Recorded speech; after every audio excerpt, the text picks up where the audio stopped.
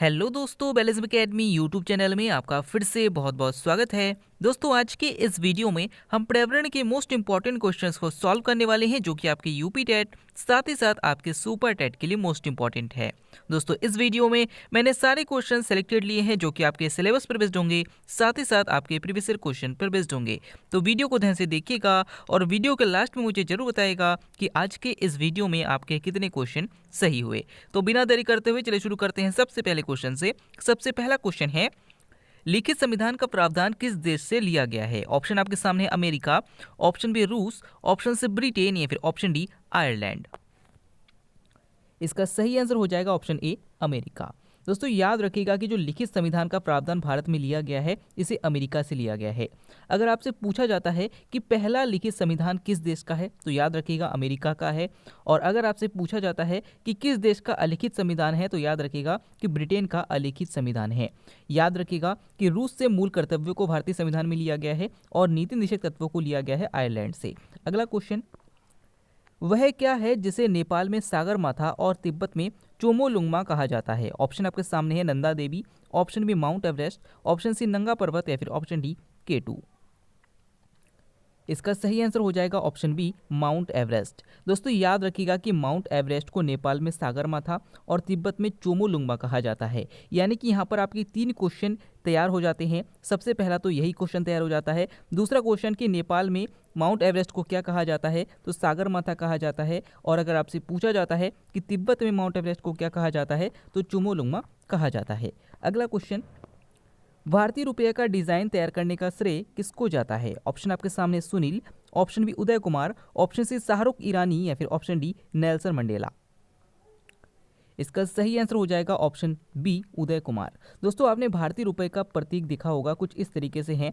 और इसका जो डिजाइन ये वाला तैयार किया है, ये किसने तैयार किया है, तो उदय कुमार ने तैयार किया है। अगला क्वेश्चन, हरी पत्तियों का पौधा लाल रोशनी में देखने पर कैसा दिखेगा? ऑप्शन आपके सामने हरा, ऑप्शन बी लाल, ऑप्शन सी बैगनी या फिर ऑप्शन डी काला। इसका सही आंसर हो जाएगा ऑप्शन डी, काला। दोस्तों, याद रखिएगा कि अगर हम हरी पत्तियों को लाल रोशनी में देखेंगे तो वो काला दिखाई देगा। क्वेश्चन इंपॉर्टेंट है, याद रखिएगा। अगला क्वेश्चन, मृदा द्वारा जल के अवशोषण से संबंधित कौन सा सिद्धांत है? ऑप्शन आपके सामने है, संघनन, ऑप्शन बी चूषण क्रिया, ऑप्शन सी केशिका क्रिया या फिर ऑप्शन डी अवशोषण का सिद्धांत। इसका सही आंसर हो जाएगा ऑप्शन सी, केशिका सिद्धांत।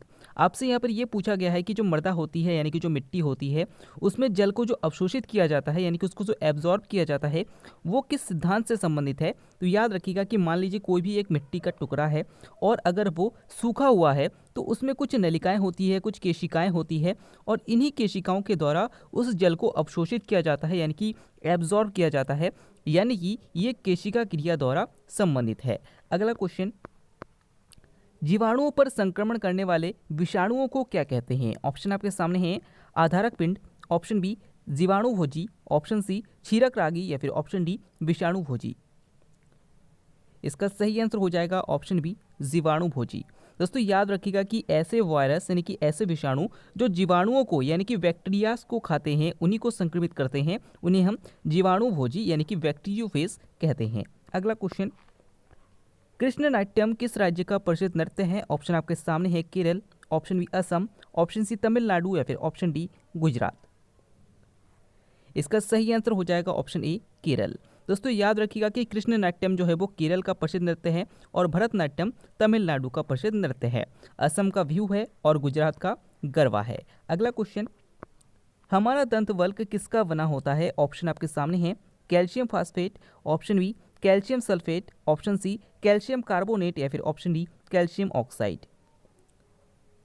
इसका सही आंसर हो जाएगा ऑप्शन ए, कैल्शियम फास्फेट। दोस्तों, हमारा दंत वल्क यानी कि हमारा जो दांत का इनेमल होता है, यानी कि दांत के ऊपर का जो पार्ट होता है जो वाइट दिखाई देता है, ये बॉडी का सबसे कठोर पार्ट होता है और ये कैल्शियम फास्फेट का बना होता है।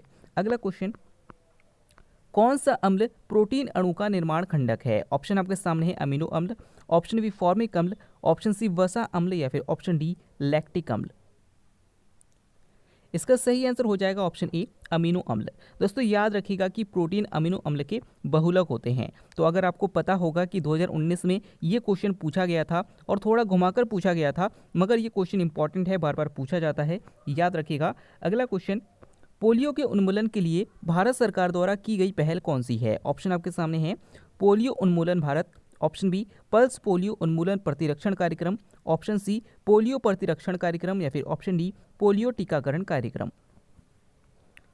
इसका सही आंसर हो जाएगा ऑप्शन बी पल्स पोलियो उन्मूलन प्रतिरक्षण कार्यक्रम। दोस्तों याद रखिएगा कि ये कार्यक्रम भारत सरकार द्वारा चलाया गया था, जिसके तहत पोलियो उन्मूलन का जो लक्ष्य था उसको पूरा किया गया। अगर आपसे पूछा जाता है कि भारत को पोलियो मुक्त कब घोषित किया गया, तो याद रखिएगा कि 2014 में भारत को पोलियो मुक्त घोषित किया गया। लेकिन याद रखिएगा कि एशिया अभी भी पोलियो मुक्त घोषित नहीं है, क्योंकि पाकिस्तान और अफगानिस्तान कुछ ऐसे देश हैं जो कि अभी तक पोलियो मुक्त घोषित नहीं हुए हैं, इसीलिए एशिया को पोलियो मुक्त घोषित नहीं किया गया है। अगला क्वेश्चन, ट्रैकिया किसका श्वसन अंग है? ऑप्शन आपके सामने है, कीट, ऑप्शन बी केचुआ, ऑप्शन सी मछली, या फिर ऑप्शन डी शंभू। इसका सही आंसर हो जाएगा ऑप्शन ए कीट। दोस्तों याद रखिएगा कि जितने भी कीट होते हैं उनमें जो श्वसन अंग होते हैं वो कुछ नलिकाओं के आकार के होते हैं, और इन नलिकाओं का जो जाल होता है इसको हम ट्रैकिया कहते हैं। तो याद रखिएगा कि ये कीटों का श्वसन अंग है। याद रखिएगा कि मछली जो होते हैं वो गिल्स से श्वसन लेते हैं, और याद रखिएगा कि जो मछलियाँ होती है इनमें जो हृदय होता है वो 2 कोष्ठों का बना होता है। अगला क्वेश्चन, राष्ट्रीय जल संसाधन परिषद के अध्यक्ष कौन हैं? ऑप्शन आपके सामने है, राष्ट्रपति, ऑप्शन बी प्रधानमंत्री, ऑप्शन सी उपराष्ट्रपति, या फिर ऑप्शन डी लोकसभा अध्यक्ष। इसका सही आंसर हो जाएगा ऑप्शन बी प्रधानमंत्री। दोस्तों याद रखिएगा कि राष्ट्रीय जल संसाधन परिषद के जो अध्यक्ष होते हैं वो प्रधानमंत्री होते हैं। अगला क्वेश्चन, पशुओं में ना पाया जाने वाला ऊतक कौन सा है? ऑप्शन आपके सामने है, वसीय ऊतक, ऑप्शन बी एपिथेलियम ऊतक, ऑप्शन सी संयोजी ऊतक, या फिर ऑप्शन डी विभज्योतक ऊतक। इसका सही आंसर हो जाएगा ऑप्शन डी विभज्योतक ऊतक। दोस्तों याद रखिएगा कि जो पशुओं में ऊतक होते हैं उनमें बसा ऊतक, एपिथेलियम ऊतक और संयोजी ऊतक, ये तीनों पाए जाते हैं। लेकिन जो विभज्योतक ऊतक है ये पौधों में पाए जाते हैं, ये जंतुओं में नहीं पाए जाते। अगला क्वेश्चन, मानव शरीर में इन्फेक्शन रोकने में सहायक विटामिन कौन सा है? ऑप्शन आपके सामने है, vitamin A, option B vitamin B, option C vitamin C, या फिर ऑप्शन डी विटामिन डी। इसका सही आंसर हो जाएगा ऑप्शन ए विटामिन ए। दोस्तों याद रखिएगा कि जो विटामिन ए शरीर में इन्फेक्शन को रोकने में सहायता करता है, लेकिन कभी कभी आपके सामने विटामिन ए का ऑप्शन ना देकर आपके सामने विटामिन डी का ऑप्शन दिया रहता है, तब आप उस पर टिक करेंगे। लेकिन याद रखिएगा कि दोनों ऑप्शन आपके सामने कभी नहीं दिया जाएगा, तो याद रखिएगा, इंपॉर्टेंट क्वेश्चन है। अगला क्वेश्चन, भारतीय संविधान में अंतर्राष्ट्रीय शांति और सुरक्षा को प्रोत्साहन देना किसमें सम्मिलित किया गया है? ऑप्शन आपके सामने है, मूल अधिकार, ऑप्शन बी मूल कर्तव्य, ऑप्शन सी नीति निर्देशक तत्व, या फिर ऑप्शन डी 9वीं अनुसूची में। इसका सही आंसर हो जाएगा ऑप्शन सी नीति निर्देशक तत्व।